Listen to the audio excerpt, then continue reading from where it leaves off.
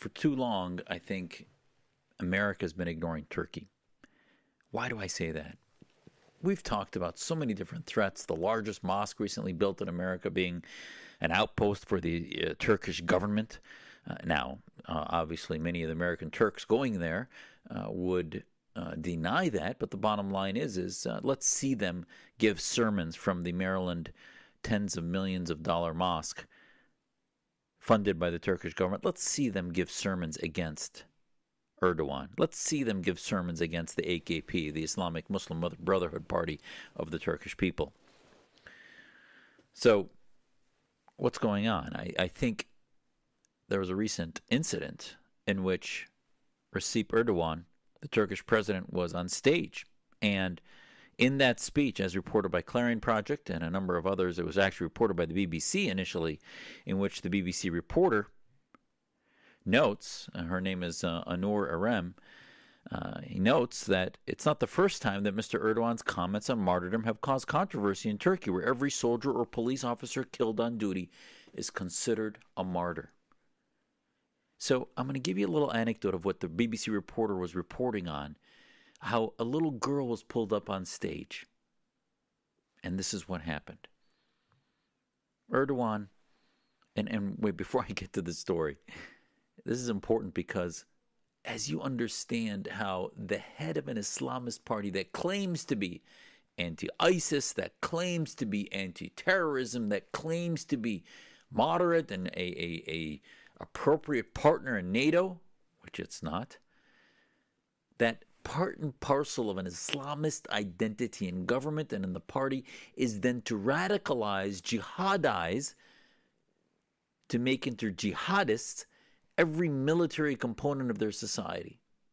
And this runs at the central nervous system of the war we're in, which is not only the state identity, that once you mix the state identity with Islamic identity, the military then has to perform jihads. The minorities then have the rights at the behest of the majority. They become a protected class because they can't join the majority. They can't become in the military because they are protected. Dhimmi. Dhimmiyin. That's the whole word. Dhimmi is protected. Now, maybe in the 10th or 9th century, you can find an apologetic in which there were no other societies like that. So therefore, a protected minority was better than a tortured, abused, or oppressed minority. But I still think, obviously, there's some oppression involved there. But now in a postmodern world, in a world that understands American freedom, Western liberty, universal human rights, the concept of dhimmi is absurd. We'll get back to the military jihad question in a second. But Erdogan, just a few days ago, he pulls a 6-year-old girl up to stage as he's speaking to a crowd. And he said, as she cried in her tears, if this girl is martyred, so I guess in a war, they'll lay a flag on her, God willing. Erdogan was speaking at a televised conference of the Islamist AK party. He pulled the stunned girl onto stage to make the remarks while supporters yelled, "Chief, take us to Afrin. Chief, take us to Afrin." Afrin is the place in Syria where the war is happening that appears to pit Turkish supporters, radical Islamist supporters against the Kurds. It's one of the fronts in the battle against the Kurds.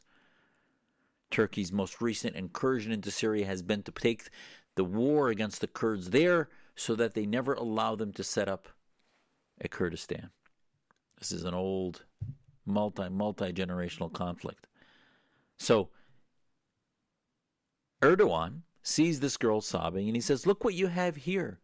Girl, what are you doing here? We have our maroon bonnets here. Our maroon berets never cry." He then continued saying, "She has a Turkish flag in her pocket too. I know if she's martyred, they'll lay a flag on her, God willing. She's ready for everything, isn't she?" She answers yes. She answers yes, that she'd be martyred and want a flag laid on her.